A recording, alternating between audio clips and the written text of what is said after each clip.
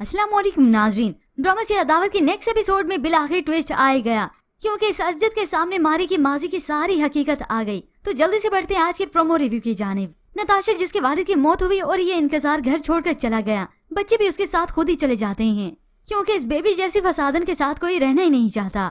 अब यहाँ बेबी जो कि घर पर एक एक पर गुस्सा करती है, सबसे ज्यादा गुस्सा तो इसे मारी पर आता है, उसी पर चीखती चिल्लाती है।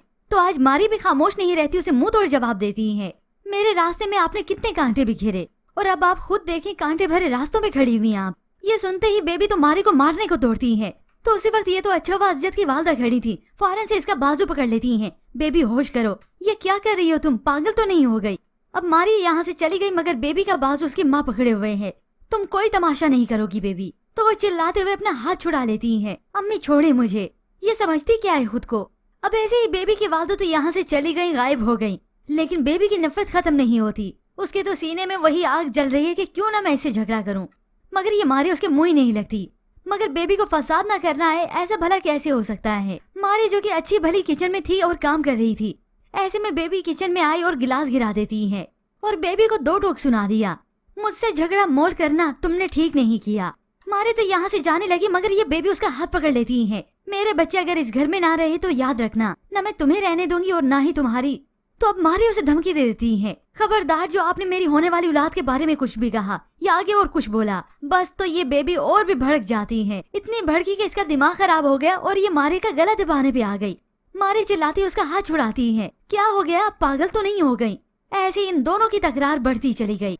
बेबी तो अब उसे ताने देने पे आ गई, दिमाग तो मेरा खराब था जो तुम्हें पसंद किया, तुम्हारे ऐबों पर पर्दा दिया, तुम्हारा घर बचा रहा है और तुम उल्टा हमें ही आंखें दिखा रही हो, तुम्हारी हिम्मत कैसे हुई। और तो और उस पर और बहुतान भी लगा दिया कि तुमने मेरे भाई को मुझसे इतना मुतनफिर कर दिया कि वो मुझसे नफरत करने लगा है।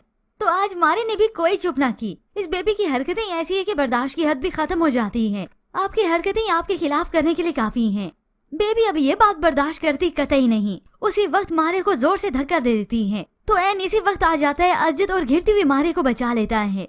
मगर फिर अगले ही लम्हे उसे मालूम हुआ कि धक्का देने वाली यही बेबी है, जिसके बाद तो इस अज्जत की आंखें फटी की फटी रह जाती हैं कि बेबी आज इस हद तक भी गुजर गई और अब अज्जत की बर्दाश्त की हद खत्म होती है। मगर अब ये बेबी खामोश रहे, ऐसा कैसे हो सकता है, खुद पर बात कैसे आने दे सकती है।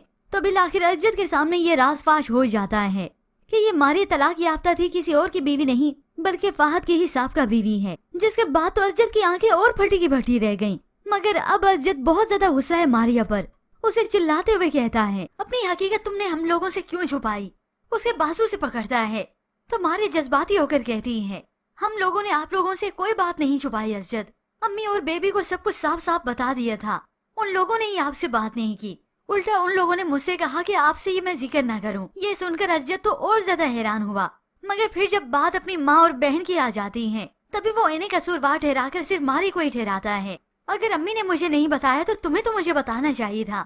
इतनी बड़ी बात पर शोहर और बीवी का रिश्ता क्या रह सकता है, ये कोई मामूली बात नहीं है। वो अपनी वालदा के पास आता है, उनसे बात करता है और गुस्सा भी। तो वो अपनी बेटी को समझाती है, बेटा सिर्फ खाली निकाह ही हुआ था ना, रुखसती से पहले तलाक हो गई, ये बात तुम्हें बताकर क्यों परेशान करती। मगर अज्जत अपनी वालदा की इस बात पर मुत्तफिक नहीं होता। अम्मी निकाह कोई गुड्डे गुडिया का खेल नहीं है, इस बंधन में मोहब्बत, जज्बात, ताल्लुक बहुत कुछ होता है। और तो और अब वो फाहद का जिक्र करता है और इस बात पर गुस्सा भी और अपनी बेवकूफ़ी पर गुस्सा भी।